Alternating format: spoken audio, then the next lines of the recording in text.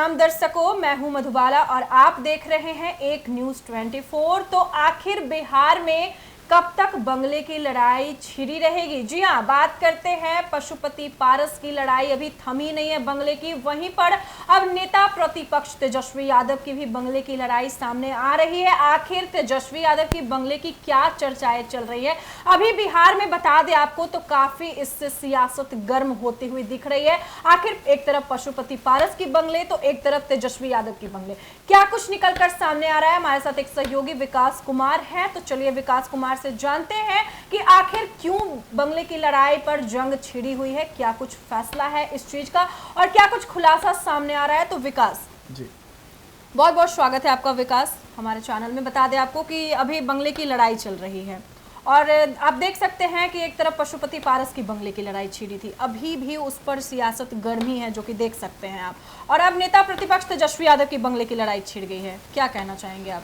जी, बिल्कुल सही कहा आपने। बिहार में इस वक्त बंगले की लड़ाई हो रही है। पहले कुर्सी की लड़ाई देखने को मिल रही थी, कुर्सी की लड़ाई जैसे ही पीएम की खत्म हुई उसके बाद अब बंगले की लड़ाई जो है वो जंग छिड़ी हुई है। पशुपति पारस को जहां भवन निर्माण विभाग ने नोटिस जारी किया था और कहा था कि आपका बंगले का जो आवंटन है उसे हम रद्द करते हैं, क्योंकि आपने जो इसकी जो पैसे होते हैं, जो फंडिंग होते हैं, जो किस्त होती है वो जमा नहीं किया, जिसके कारण पशुपति पारस की जो बंगला थे वो विवादों में घिर गया। आरोप लगे चिराग पासवान के पार्टी पर कि चिराग पासवान का भी मंत्री बनने के बाद अब अपने चाचा पशुपति पारस से बदला ले रहे हैं, जिस तरीके से पशुपति पारस ने चिराग पासवान को बंगले से बाहर फेंका विकास अभी इसका खुलासा नहीं हुआ है, बस लोग मतलब इस तरीके का कयास लगाए जा रहे हैं। इसके दोनों के प्रवक्ताओं से भी हमने बात किया तो कहा कि हम दावा ठोकेंगे। चिराग पासवान के जो प्रवक्ता थे उन्होंने साफ तौर पे कहा कि हम दावा ठोकेंगे अगर ऐसा सामने आया है, क्योंकि वो बंगला हमारा था, खाली करवाया गया था, अब मंत्री हैं, 5 सांसद हमारे पास है,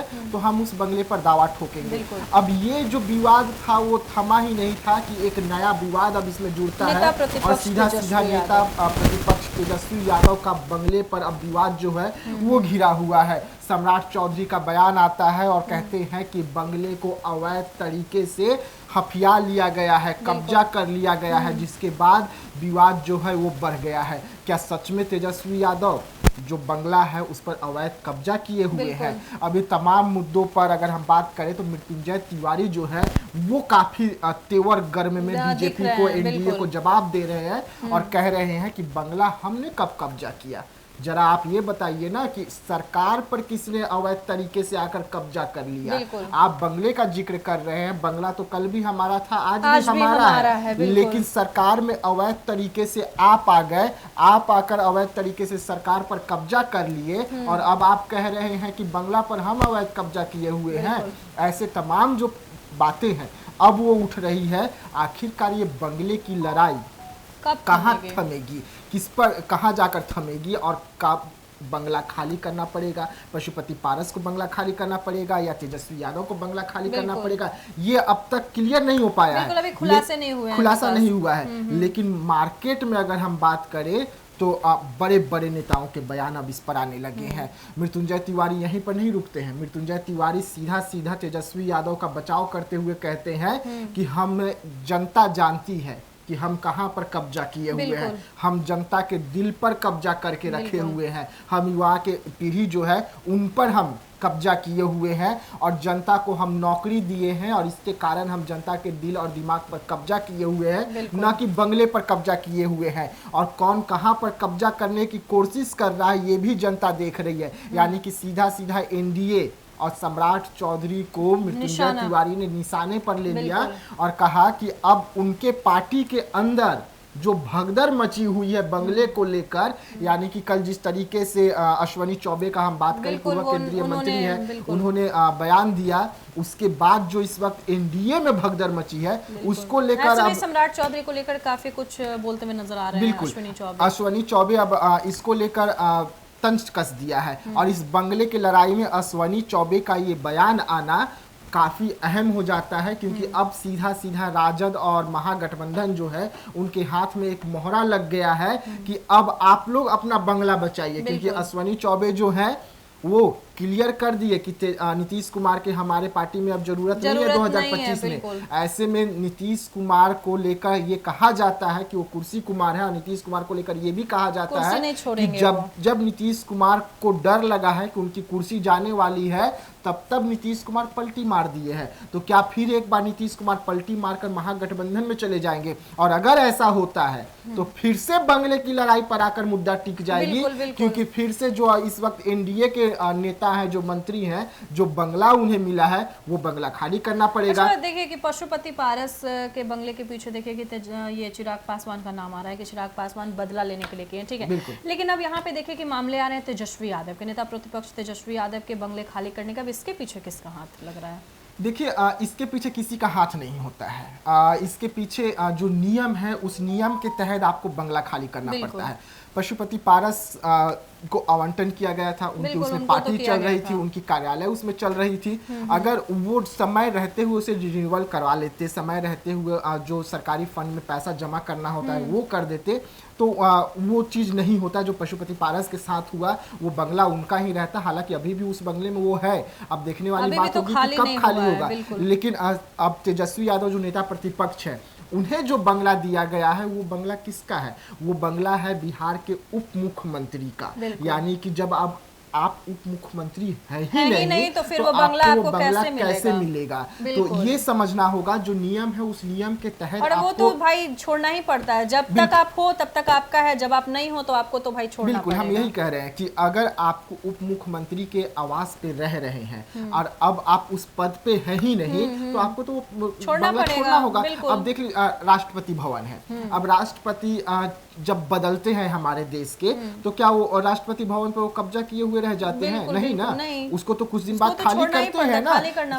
समय मांगते हैं। अब मृत्युंजय तिवारी का कहना है कि जब हमारी सरकार गई, हम उप मुख्यमंत्री पद से हटे तेजस्वी यादव, उसके बाद आचार संहिता बिहार में लागू हो गया, चुनाव होने लग गए, हम उसमें बिजी हो गए। तो ठीक है, अब तो चुनाव खत्म हो गया है, अब आपको समय है, अब आप खाली कर सकते हैं। उस समय सब कोई चुनाव में लग गए थे, तो उस समय तो आपको बीजेपी और एनडीए भी नहीं कह रही थी कि बंगला खाली कर दीजिए, बंगला खाली कर दीजिए। उस समय सब कोई चुप्पी साधे हुए थे। अब तो चुनाव खत्म हो गया है, अब तो खाली कर दीजिए। बिल्कुल। तो ये एक नियम है, नियम के तहत बोला जा रहा है कि आप खाली कीजिए। अगर आप खाली नहीं कर रहे हैं तब ना आपको बोला जा रहा है कि कब्जा करके रखे हुए हैं, हथिया लिए हैं, गुंडा राज है, इनका तो चरित्र चाल यही है कि कब्जा कर लेना, 15 साल का शासन को याद दिला देना। तो भाई इज्जत बचा के अगर आप सीधे निकल जाए तो ज्यादा अच्छा होगा। और देखिए विवादों में अब जैसा कि आपने बोला विकास की, तेजस्वी यादव का कहना है कि उन्हें जनता युवा उन्हें पसंद कर रही है। यहाँ तक कि 17 माह की नौकरी की भी जिक्र हो रही है। तो नौकरी का मतलब ये नहीं होता है ना कि आपको जनता पसंद कर रही है तो आप बंगला को भी उस बीच में लाइएगा कि मेरे को जनता पसंद करे तो मैं बंगला नहीं छोड़ूंगा, मैं बंगला पे कब्जा करे रहूँ। ये कहाँ से सवाल उठता है? देखिए, नौकरी की बार बार जिक्र होती है कि तेजस्वी यादव ने दिया।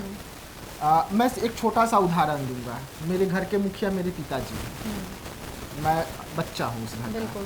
अगर कोई मेरे से आ जाए और बोले कि ये ज़मीन जो है या जो भी घर का सामान है वो आप मुझे दे दीजिए, तो मैं तो बिना अपने गार्जियन से पूछे हुए नहीं दे सकता। तो मैं तो अपने पिताजी से पूछूंगा ना कि क्या ये सामान मैं दे सकता हूँ। अगर मेरे पिताजी ऑर्डर देंगे तभी ना मैं दूंगा। बिल्कुल। तो सेम वैसे ही है। तेजस्वी यादव भले ही कह रहे हैं कि हमने नौकरी दिया, तो लेकिन मुखिया कौन? मुखिया तो नीतीश कुमार थे ना। तो आप कैसे कह सकते हैं कि हमने नौकरी दिया, हमने नौकरी नीतीश कुमार भी तो इसका खुलासा किए हैं कि करूं मैं और भरे कोई। हाँ। एक मंच पर नीतीश कुमार भी ये चीज साझा किए थे कि करे कोई भरे कोई। बिल्कुल। जिस तरीके से लालू प्रसाद यादव पर भी निशाना साधे थे, तेजस्वी यादव पर भी निशाना साधे थे, तो वो तो जिक्र कर दिया उन्होंने साफ तौर पे कह दिया है कि नौकरी हमने दिया था, भले ही उसका श्रेय है वो तेजस्वी यादव लेना चाहते हैं, पूरा फायदा उठा रहे हैं। 17 माह का उसके पहले कहाँ गए थे तेजस्वी यादव? क्यों नहीं नौकरी दी? उससे पहले उनका शासन रहा ना, माता पिता दोनों का मिला के 15 साल शासन रहा ना, तो उसमें कितनी नौकरियां निकाले थे, ये क्यों नहीं बता रहे हैं? पहले तो और बेरोजगारी थी। तो वही बात है, पहले बेरोजगारी थी, गुंडा राज था, जंगल राज था, बिल्कुल। तमाम ऐसे राज देखने को मिल रहे थे। तो उसे क्यों नहीं गिना दे रहे कि मेरे पिताजी ने इतने अच्छे काम किए? आप सिर्फ 17 महीना क्यों कर रहे हैं? आप अपने पिताजी और माताजी के भी जो राज किए, जो शासन किए, उसमें जो आपने उपलब्धि किया वो क्यों नहीं गिना रहे हैं? तो आपके पास तो उपलब्धि के नाम पर कुछ है नहीं। अगर आप बोलेंगे कि हमने रेलवे में नौकरी दिया, लेकिन तो उसके लिए भी कहा जाएगा कि रेलवे में। जनता से कभी भी, मैं भी एक ग्राउंड रिपोर्टिंग की हूँ, जा करके बातचीत अगर करिए आप जनता से, तो यहाँ के बिहार का मेंटालिटी जो है, लोगों का कहना है कि तेजस्वी यादव नौकरी देते हैं तो मैं तो भाई तेजस्वी यादव को ही वोट दूंगा, मैं तो तेजस्वी यादव को ही पसंद करूंगा। ये तो मेंटालिटी यहाँ के लोगों की, काफी लोगों की हो चुकी है ऐसी कि तेजस्वी यादव नौकरी देते हैं, नौकरी के नाम पर वो जीत रहे हैं। तेजस्वी यादव नौकरी देते हैं, ठीक है, तेजस्वी यादव अगर नौकरी देते हैं तो बिहार के कितने लोगों को नौकरी दिया? बिल्कुल, वही तो, कितने लोगों को दिया आपने यूपी से लाके नौकरी दिया, झारखंड से लाके नौकरी दिया, दिल्ली से लाके नौकरी दे दिया, बिहार के कितने लोगों को आपने नौकरी दे दिया? बिहार में इतना बेरोजगारी कहाँ से फिर बन रहा है? हाँ, और उसमें भी जांच का विषय है ना, अब तो जांच चल रहा है बिल्कुल, अब तो कार्रवाई भी हो रही है, किसे किसे मिली और किस तरीके से मिली, अब तो वो भी जांच चल रहा है, पानी हो रहा है, सब कुछ हो रहा है। मैं तो एक ही बात बोल दिया ना कि जब आपके घर के मुखिया ही ऑर्डर नहीं देंगे तो आप कैसे कुछ कर लेंगे? मुख्यमंत्री का काम होता है चुप मुख्यमंत्री और चुपचाप बैठ के अपना काम करते रहना, डील कीजिए, बस उप मुख्यमंत्री का काम इतना ही होता है।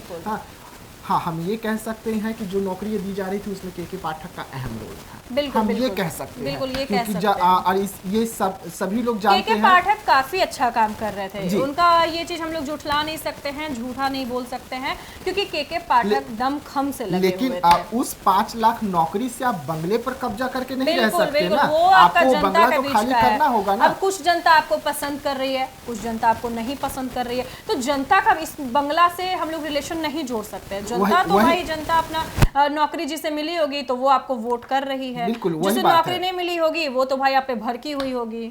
और यही बात है। अब इसे लेकर हम बोले कि हम हमारे युवाओं के दिल पर राज कर रहे हैं, हम युवाओं को नौकरी दे रहे हैं, तो नौकरी देना, युवाओं के दिल पर राज करना और उप मुख्यमंत्री के पद पर बने रहना बहुत डिफरेंस है। न बने हुए उप मुख्यमंत्री के आवास में रहना, इसमें डिफरेंस है। आपको नियम के तहत बंगला खाली करना होगा, आपको और कोई बंगला दिया जाएगा, नेता प्रतिपक्ष का जो बंगला होता है आपको वो दिया जाएगा, आपको उस बंगले में रहना होगा। अब आप अगर जबरदस्ती करेंगे तो सरकार को भी आती है जबरदस्ती खाली करवाने के लिए, सरकार अपना काम कर लेगी, सरकार तो अपना काम करेगी ही करेगी। लेकिन सवाल ये उठते हैं कि पशुपति पारस हो या तेजस्वी यादव हो, दोनों अब एक राह पर आ गए हैं, दोनों के बंगले को लेकर विवाद छिड़ा हुआ है। एक तेजस्वी यादव का कहना है कि अब हम सम्राट चौधरी हमसे बदला ले रहे हैं, पशुपति पारस के टीम का कहना है कि चिराग पासवान बदला ले रहे हैं। अब कौन किससे बदला ले रहा है, कौन बदला नहीं ले रहा है, लेकिन दोनों के जो बंगले का विवाद है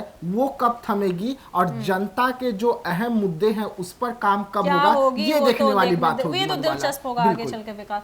तो जैसा कि आपने सुना, अभी बिहार में इस चीज को लेकर काफी कुछ बयानबाजी शुरू हो चुकी है। एक तरफ बात करें पशुपति पारस की, बंगला, आखिर ये मुद्दा लगातार क्यों छिड़ा हुआ है, बंगला ही क्यों छिड़ा हुआ है, आखिर बंगला खाली करना जरूरी क्यों हो गया? एक तरफ देखिए पशुपति पारस, तो वहीं एक तरफ नेता प्रतिपक्ष तेजस्वी यादव, लगातार दोनों सुर्खियों में रह रहे हैं, यानी कि बंगले को लेकर दोनों का नाम लगातार सामने आ रहा है। वाकई क्या कुछ होने वाला है, क्या कुछ बंगला को लेकर खुलासे आने वाले हैं सामने, ये तो देखना दिलचस्प होगा। तब तक के लिए धन्यवाद।